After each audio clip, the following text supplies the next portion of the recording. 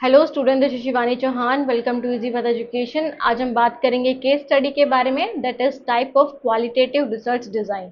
Okay, तो case study के बारे में डीप में पढ़ेंगे कि क्या मीनिंग है इसके, स्टेप्स कैसे हैं, स्ट्रेंथ क्या है, वीकनेस क्या है, टाइप्स क्या है, इन सब चीज़ों के बारे में पढ़ेंगे। सो ये आपके यूजीसी नेट पेपर 2 एजुकेशन का एक टॉपिक है, केस स्टडी, जहाँ से आपको स्टेटमेंट के क्वेश्चन पूछ लिए जाते हैं। कौन से क्वालिटेटिव, क्या क्वालिटेटिव रिसर्च डिजाइन है, कौन सा आता है इसमें मेथड, तो उसके रिगार्डिंग आपसे क्वेश्चन पूछ ले जाते हैं। इससे पहले हमने नरेटिव रिसर्च डिजाइन के बारे में बात कर ली थी, आप वीडियो देख सकते हैं। इसकी प्लेलिस्ट आपको मिल जाएगी पूरी यूनिट 6 की, इसका लिंक मिल जाएगा आपको डिस्क्रिप्शन बॉक्स में। सो स्टार्ट करते हैं आज की वीडियो। सबसे पहले बात करेंगे meaning of case study.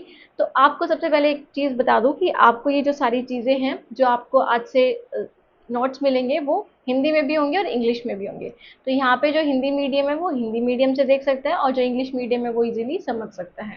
Okay, दोनों इजीली समझ सकते हैं। सो केस स्टडी का मतलब क्या है? तो case study is a qualitative research method. सबसे पहले ध्यान रखनी है कि ये गुणात्मक रिसर्च मेथड है आपका, जहाँ पे आप क्या करते हो, नॉन न्यूमेरिकल डेटा को प्रेफरेंस देते हो, जहाँ पे आपकी नॉन न्यूमेरिकल डेटा से आप रिसर्च निकालते हो, अपनी फाइंडिंग्स इंटरप्रेट करते हो, जो कंक्लूजन होगा वो, है ना। So it involves in depth detailed examination of a single case और a smaller number of related case. So इसमें क्या होता है कि आप बिल्कुल डिटेल में जाकर, बिल्कुल गहराई में जाकर किसी भी केस का एग्जामिनेशन करते हो, देखते हो उसके बारे में, उसके बारे में आप समझते हो, क्या फाइंडिंग्स निकाल सकते हो, कैसे आप जर्नलाइज कर सकते हो, वो सारी चीजें आप केस स्टडी में करते हो। ठीक है, या तो वो सिंगल केस होगा या फिर वो smaller number of related case होंगे। तो केस स्टडी, अगर आप बात करो क्वालिटेटिव रिसर्च की, तो वो ज्यादा बंदों पे या फिर ज्यादा उसमें पॉपुलेशन नहीं होती है, कुछ ही आप पॉपुलेशन या सैंपल को यूज करके उसे उस केस स्टडी को करते हो, क्योंकि आपको इसमें डीपली स्टडी करनी होती है। डीपली स्टडी करने में आप हर एक बच्चे का, हर एक व्यक्ति का ऐसे आप इंटरव्यू फेस टू फेस गहराई में नहीं ले सकते। तो इसमें कुछ ही अमाउंट के होते हैं, जैसे आप लगा लो 5 to 25 केसेस आप ले सकते हो केस स्टडी में। So the case may be individual, organisation, event, process और फिनोमिना। तो अब ये केस का मतलब क्या है? केस स्टडी में केस का मतलब है कि कोई पर्सन होगा उसमें, या फिर किसी ऑर्गेनाइजेशन के बारे में जानना चाहते हो आप, किसी इवेंट के बारे में जानना चाहते हो, कोई प्रोसेस के बारे में, या कोई भी एक फिनोमिना के बारे में अगर आप जानना चाहते हो, तो आप केस स्टडी करते हो। जब आप गहराई में उसके बारे में रिसर्च करना चाहते हो, उसका फाइंडिंग्स निकालना चाहते हो। So case studies are often used in social science, education, psychology, business and health sciences to explore complex issues in the real life context.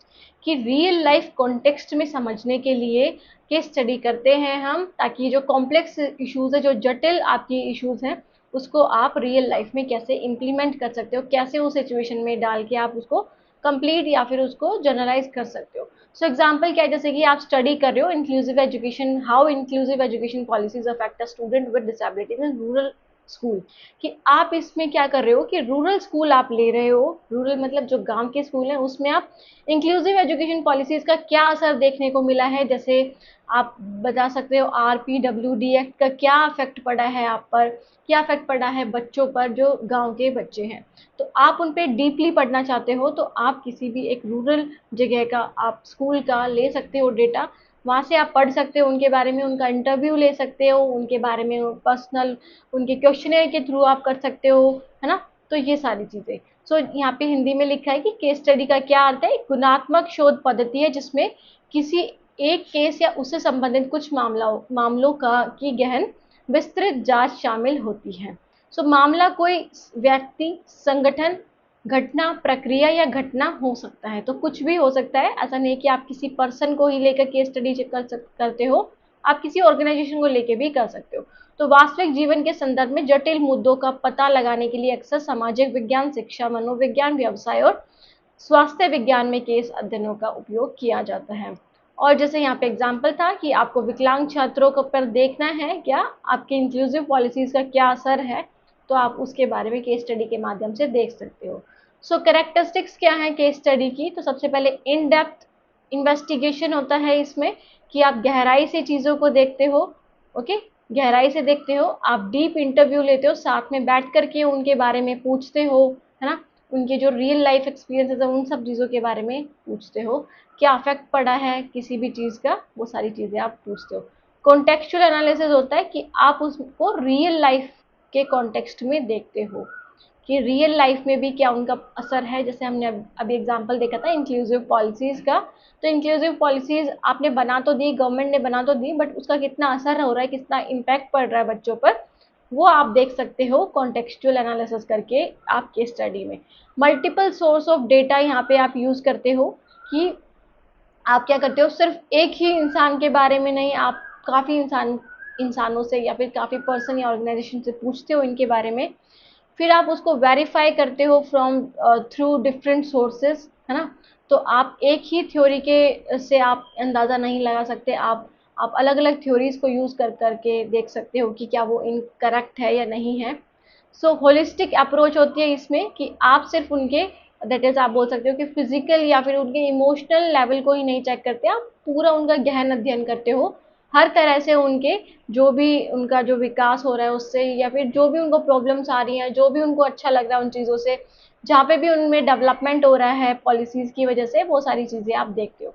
Flexible design होता है इसमें क्योंकि आप लोगों की राय देखते हो, लोगों के बारे में पूछते हो, तो इसमें फ्लेक्सिबिलिटी रहती है कि आप कुछ और बोल रहे हो, दूसरा कुछ और बोल रहा है, तो आप उससे क्या कर सकते हो, एक जनरलाइज कर सकते हो वो एक फ्लेक्सिबिलिटी तरीके से, फ्लेक्सिबल तरीके से। क्वालिटेटिव डोमिनेंस होता है, तो क्वालिटेटिव रिसर्च है तो क्वालिटेटिव डोमिनेंस ज़्यादा होगा कि आप डेटा तो इसमें लेते हो, न्यूमेरिकल डेटा भी लेते हो आपके स्टडी में, आप चेक करते हो न्यूमेरिकल डेटा भी कि नंबर्स में क्या है उसका, बट आपका जो नॉन न्यूमेरिकल डेटा है दैट इज क्वालिटेटिव डोमिनेंस, गुणात्मक आपकी रिसर्च या शोध उस पे ज़्यादा गुणात्मक, ठीक है, जस्ट अ मिनट, गुणात्मक, ओके।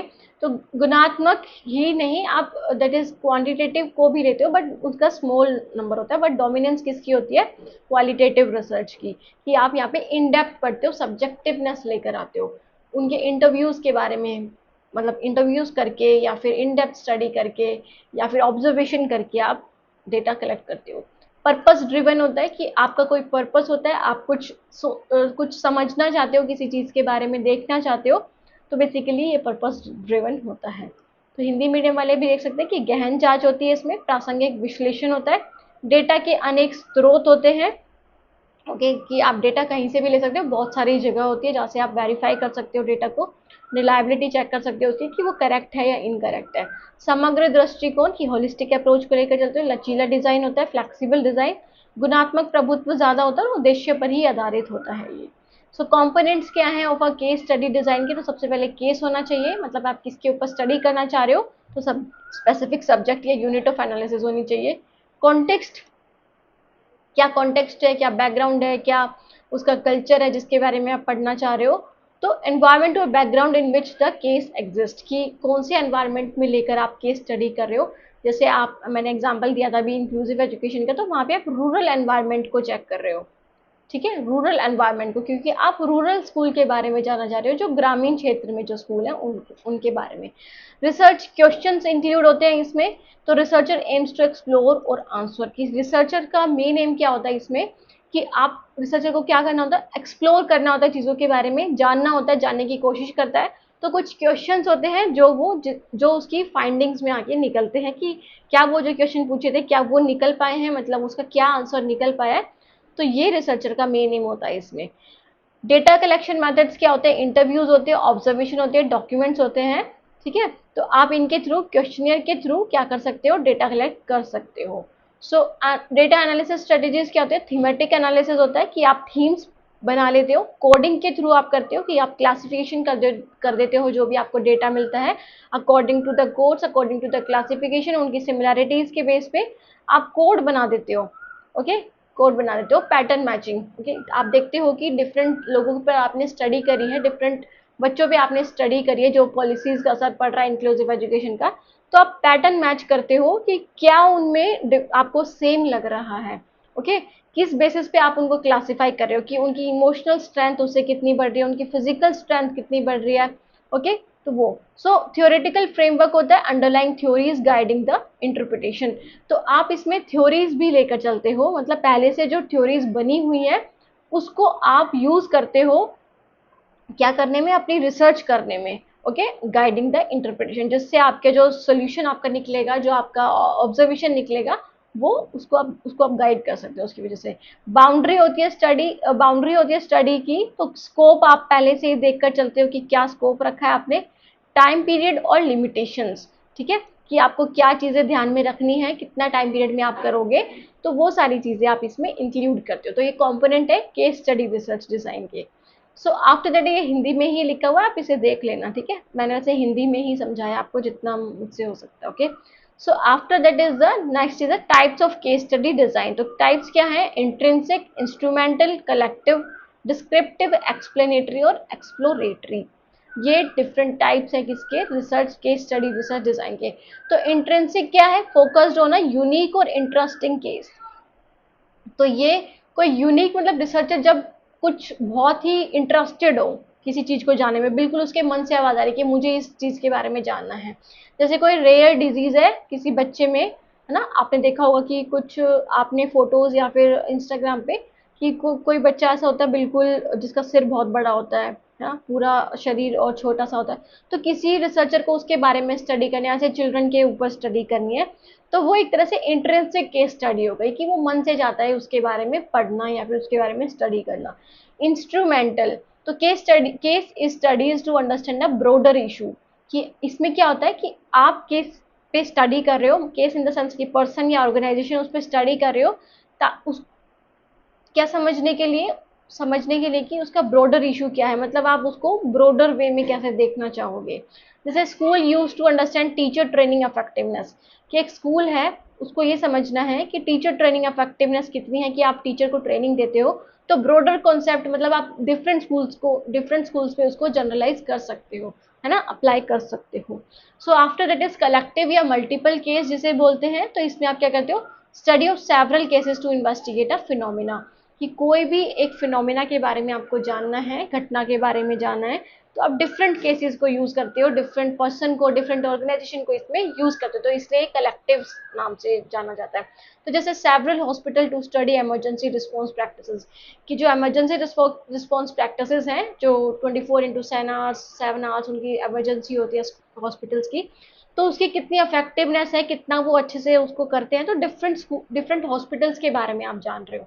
ओके, फिर आ जाता है डिस्क्रिप्टिव। तो डिस्क्रिप्टिव क्या होता है, describe the natural history of a case, कि आप क्या करो डिस्क्रिप्टिव, जैसे आपने स्टडी पढ़ी थी ना डिस्क्रिप्टिव रिसर्च, तो उसी से ही आप आइडिया लगा सकते हो कि डिस्क्रिप्टिव क्या है, कि आप नेचुरल हिस्ट्री पढ़ना चाहते हो एज इट इज, जैसी वो है, आप उसमें कोई भी बदलाव नहीं करना चाहते, जैसा आपको बताया गया है आप उसके बारे में वैसा ही लिखोगे।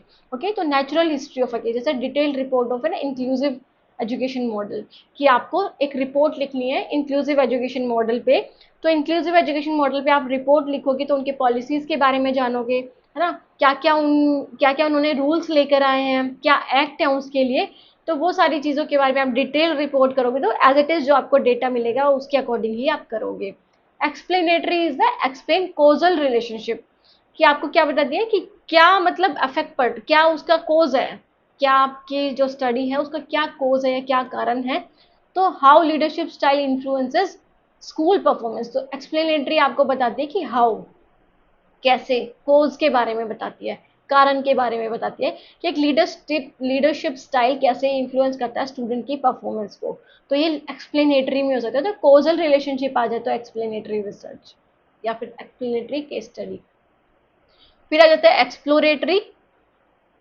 तो एक्सप्लोरेटरी का मतलब क्या है, preliminary research to define problem या क्वेश्चन, कि इसके बारे में आपको ज़्यादा नहीं पता, इसके बारे में ज़्यादा स्टडी नहीं है, तो आप प्रिलिमिनरी रिसर्च करते हो, कि आप पहले उसको कर रहे हो कंडक्ट, पहले ही सबसे पहले आप ही हो जिसके बारे में आपको ज़्यादा नॉलेज नहीं है। तो exploring digital learning challenges before large scale study, कि आप एक लार्ज स्केल स्टडी करने से पहले, मतलब एक बड़े लेवल पे करने से पहले आप छोटे लेवल पे, जैसे आपने अपने एरिया में स्टडी कर ली, किसके बारे में, डिजिटल लर्निंग चैलेंजेस क्या आ रहे हैं, तो आप देखना चाह रहे हो कि क्या सच में कोई चैलेंज है भी या नहीं है, क्या एस्पेक्ट हो सकते हैं चैलेंजेस के, क्यों हो रहे हैं, तो वह प्रिलिमिनरी करोगे, एक छोटे लेवल पे आप करोगे। ओके, पहले आप छोटी स्टडी करोगे, तो वो क्या होगी, एक्सप्लोरेटरी रिसर्च। समझ में आया इतना, ये आपको हिंदी में मिल जाएगा इसका, ठीक है, एक्सप्लोरेटरी, एक्सप्लेनेटरी, डिस्क्रिप्टिव, कलेक्टिव, देखो, नए विषयों पर प्रारंभिक अध्ययन और कारण और प्रभाव का विश्लेषण जानने के लिए आप एक्सप्लेनेटरी करते हो। डिस्क्रिप्टिव, जब आपको केवल विवरणात्मक अध्ययन करना हो, मतलब आप जैसे as it is natural way में आप स्टडी करना चाहते हो। कलेक्टिव, जब सेवरल लोगों पर, सेवरल केस पर आप स्टडी करना चाहते हो। इंस्ट्रूमेंटल, मतलब कि आपको क्या करना है, एक व्यापक मुद्दे पर स्टडी करनी है, मतलब ब्रोडर इशू पे जिसका लेवल बहुत बड़ा है। और इंट्रिंसिक, मतलब जो आपको लगता है कि इस पे मुझे स्टडी करना चाहिए, आपके मन से वो आवाज आ रही है, अंतर्निहित जिसे आप बोलते हो। ओके, एक अनोखे या विशिष्ट केस पर अध्ययन। ठीक है। फिर उसके बाद आ जाता है स्टेप्स इन कंडक्टिंग और केस स्टडी रिसर्च। काफी इंपॉर्टेंट है, स्टेप्स पूछ लिए जाते हैं आपसे, आपके क्वेश्चन आ जाते हैं कि क्या क्या सही स्टेप है किसी भी रिसर्च को करने का। तो केस स्टडी का आ गया, तो आप ये सही स्टेप है केस स्टडी के रिसर्च को करने का। Okay, so define the research problem and question. तो सबसे पहले आप क्या करोगे, डिफाइन करोगे कि क्या आपके रिसर्च प्रॉब्लम्स हैं, क्या आपकी रिसर्च प्रॉब्लम है, जैसे हमने पहले ही देखी थी कि आप इंक्लूसिव एजुकेशन पॉलिसीज के बारे में जानना चाहते हो। इंक्लूसिव एजुकेशन पॉलिसीज का क्या इफेक्टिवनेस है, कितना वो इफेक्टिवनेस है उसका, ओके, आपकी आपके रूरल स्कूल में। ओके, तो ये आपका रिसर्च प्रॉब्लम हो गया और इससे क्वेश्चन आप बना सकते हो डिफरेंट, जिसके बारे में आप स्टडी करना चाहते हो। सो सेलेक्ट द केसेस, उसके बाद केस सेलेक्ट करोगे, किसी इंडिविजुअल पे करना चाहते हो, स्कूल लेवल पे आप करना चाहते हो, तो वो आप अपना केस डिटरमाइन करोगे। Determine the data collection method. अब आप डेटा कलेक्शन मेथड देखोगे कि किसके थ्रू आप डेटा कलेक्ट करोगे, कि आप ऑब्जर्वेशन के थ्रू करना चाहते हो, ठीक है, ऑब्जर्वेशन के थ्रू, या फिर इंटरव्यू के थ्रू आप करना चाहते हो, ठीक है, या फिर आप क्वेश्चनर के थ्रू देखना चाहते हो अपनी स्टडी के बारे में। सो आप डिटरमाइन कर लोगे कि क्या कलेक्शन मेथड होगा आपका डेटा का। फिर कलेक्ट कर लोगे डेटा का, जब आपको पता चल जाएगा कि आपको इसके, जैसे आपको इंटरव्यू के थ्रू करना है तो आप इंटरव्यू के थ्रू अपना डेटा कलेक्ट करोगे। Organise and analyse the data, तो जो मीनिंगफुल डेटा होगा उसको ऑर्गेनाइज करोगे एक मीनिंगफुल मैनर में, है ना, उसको लगाओगे मीनिंगफुल मैनर में, और फिर एनालाइज करोगे कि क्या रिजल्ट इससे निकल सकते हैं, उसका विश्लेषण करोगे। ठीक है, क्या करोगे, विश्लेषण। सो फिर उसके बाद इंटरप्रेट द फाइंडिंग, की जो रिजल्ट आएगा उसको आप मेंशन करोगे कि आपके जो रिसर्च क्वेश्चन आपने लिखे थे उसका क्या आंसर आपको मिला। Okay, so report the case study, फिर आप उसको एक अच्छे मैनर में, एक जो परफेक्ट मैनर है या फिर राइट मैनर है उसमें आप उसको रिपोर्ट कर दोगे, अपनी स्टडी को मेंशन कर दोगे कि मैंने, मेरी ये सारी फाइंडिंग्स आई हैं, ये सारे रिजल्ट आए हैं। ओके, ये आपको हिंदी में मिल जाएगा। निष्कर्षों की व्याख्या करें, डेटा को व्यवस्थित और विश्लेषित करें, केस स्टडी की रिपोर्ट करें। तो ये पूरा स्टेप्स है, आपको हिंदी में भी दिख जाएगा। सो आफ्टर दैट स्ट्रेंथ क्या है केस स्टडी रिसर्च की, तो क्यों ज़्यादा अच्छा है। रिच और डिटेल डेटा मिलता है आपको इसमें, मतलब बिल्कुल डिटेल में, बिल्कुल गहराई में हर चीज़ के बारे में आपको नॉलेज प्राप्त होती है। तो डीप अंडरस्टैंडिंग पता चलती है आपको किसी भी कॉम्प्लेक्स इशू के बारे में। रियल वर्ल्ड रेलिवेंस होता है इसका, कि आप रियल लाइफ में उसको कनेक्ट कर सकते हो। कॉन्टेक्चुअल होती है क्योंकि ये प्रैक्टिकल होती है, कि आप उसे अप्लाई भी कर सकते हो रियल लाइफ में। फ्लेक्सिबल एंड अडेप्टेबल भी होती है, कि can evolve during the study, आप चीज़ों को चेंज कर सकते हो अकॉर्डिंग टू योर नीड्स या फिर according to the needs of the participant. Okay, और फिर मल्टीपल डेटा सोर्सेज होते हैं यहाँ पे, आपकी ट्रायंगुलेशन से आप क्या कर सकते हो, क्रेडिबिलिटी चेक कर सकते हो, विश्वसनीयता चेक कर सकते हो कि कितनी आप उस पर विश्वास कर सकते हो। वैलिडिटी चेक कर सकते हो ट्रायंगुलेशन मेथड से, मतलब आप डिफरेंट सोर्सेज को यूज कर सकते हो, है ना, डिफरेंट सोर्सेज को यूज कर सकते हो। डिफरेंट मेथड यूज करके आप देख सकते हो कि क्या मेरी जो डेटा आया है क्या उसमें वैलिडिटी या रिलायबिलिटी है। तो उस सब चीज़ों को आप क्या कर सकते हो, मल्टीपल डेटा सोर्सेज से आप चेक कर सकते हो अपनी वैलिडिटी और रिलायबिलिटी आपके डेटा की। यूजफुल फॉर थ्योरी डेवलपमेंट, की आपको कोई थ्योरी डेवलप करनी है तब ये केस स्टडी आपकी यूजफुल होती है, कि आप रिसर्च, जो आपने रिसर्च क्वेश्चंस करे हैं, जो आपको लगता है कि आपको इन चीज़ों के बारे में जानना है इस रिसर्च के एंड में, तो जो आपके रिसर्च क्वेश्चन के आंसर्स मिले आप उससे एक थ्योरी भी बना सकते हो। तो स्पेशली इन अर्ली और अनएक्सप्लोर एरियाज, कि जहाँ पे पहले से रिसर्च नहीं हुई है और जहाँ पे आप बहुत पहले स्टडी करो, जैसे आप जब कोविड हुआ था उसके बाद जो रिसर्चेस हुई होंगी कोविड से रिलेटेड फर्स्ट टाइम, तो वो आपने जब केस स्टडी के थ्रू करा होगा, मतलब पर्सनली लोगों के पास जा कर के उनके डीप इंटरव्यूज लेकर के, तो तब आपने ये चीज़ करी होगी, तो आप थ्योरी डेवलपमेंट के लिए करोगे। ओके, ठीक है। सो ये हिंदी में, तो समृद्ध विस्तृत डेटा होता है इसमें, वास्तविक विश्व प्रासंगिकता होती है, लचीला और अनुकूलनीय होता है, बहुविध डेटा स्रोत होता है, और सिद्धांत विकास के लिए उपयोगी। अंडरस्टूड। ठीक है। सो वीकनेसेस क्या हैं, तो लिमिटेड जनरलाइजेबिलिटी होती है कि आप इतने छोटे या कम डेटा से आप पूरे आप होल पॉपुलेशन पे उसको जनरलाइज नहीं कर सकते, उसको नहीं अप्लाई कर सकते, ठीक है। तो ब्रॉडली अप्लाई करना बहुत मुश्किल हो जाता है। टाइम कंज्यूमिंग होता है क्योंकि आपको इसमें बहुत ज़्यादा टाइम चाहिए, आपको डीपली स्टडी करनी है तो आपको बहुत ज़्यादा टाइम इसमें चाहिए होता है। तो एक्सपेंसिव डेटा कलेक्शन होता है क्योंकि आपको जाना पड़ता है जहाँ पे आपको स्टडी करनी है, जिस इंसान पे आपको स्टडी करनी है। रिसर्चर बायसनेस भी इंक्लूड होती है कि सब्जेक्टिविटी कैन इन्फ्लुएंस इंटरप्रिटेशन, कि रिसर्चर खुद की भी अपनी जो सोच है, अपने जो पर्सपेक्टिव है वो भी यूज़ कर देते हैं रिसर्च में, इस रिसर्च में। तो उससे इंटरप्रिटेशन सही नहीं निकल पाता, मतलब जो फाइंडिंग्स आएंगी डेटा की, जो रिजल्ट आएगा, कंक्लूजन आएगा, वो एक तरह से रियल नहीं हो पाता कंक्लूजन आपका। ओके। डिफिकल्ट टू रेप्लिकेट, आप उसको रेप्लिकेट नहीं कर सकते, मतलब आप डिफरेंट, जब आपकी जो रिसर्च है वो रिपीटेशन पे आएगी, रिपीट करेगा कोई और, तो डिफरेंट रिजल्ट निकलने की ज़्यादा संभावना होती है। तो unique case context make repetition hard, ठीक है। तो कुछ केसेस ऐसे होते हैं जो जिससे वो रिपीटेशन नहीं हो पाती है उस चीज़ में, तो रेप्लिकेशन बहुत कम होता है इसमें कि आप रिपीट नहीं कर सकते डेटा को, ठीक है।